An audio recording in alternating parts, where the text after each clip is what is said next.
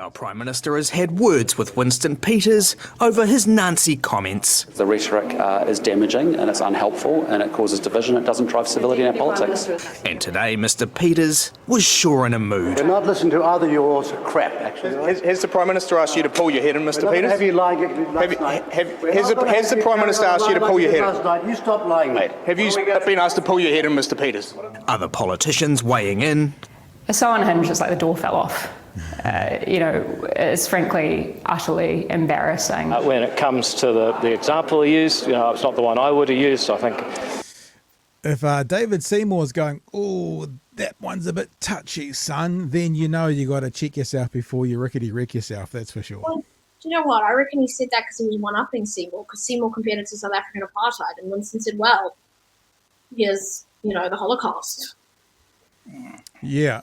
Well, true that actually, but yeah. So maybe this talks to the leadership model they've got in there and what's going to happen in the future going forward. Between, we've had word from a particular individual who knows people who talks about, don't be surprised if Winston blows this whole thing up in about 18 months from now. But up until this point, it feels like David Seymour has been the loose unit until this particular event happened. So, okay, we'll get to the end of the story. It's got about 40 seconds to go, and then we'll have a chat. Can be upsetting to a lot of people. On Sunday, Winston Peters raged against co-governance under Labour. And the insidious creep of racist co-governance that has spread through legislation and the public sector. Then brought up the Nazis. I've seen that sort of philosophy before. I saw it in Nazi Germany. We all did. You compared Labour's approach to co-governance to Nazi Germany. Is that appropriate? Yes, it is.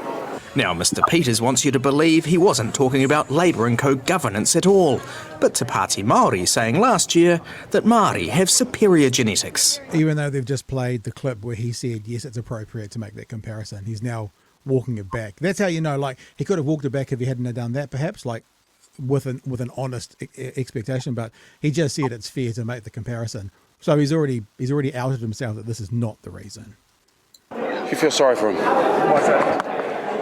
Well, look, this is what We're not really here to talk about that. Yeah, I'm not going to blow anything up as where everybody else is. So that's the short clip from there. Let's have a talk about it. There's so much actually from that. The first is actually Justine from the person on the panel today who is Jewish. What are your thoughts around how Winston kind of threw that out there?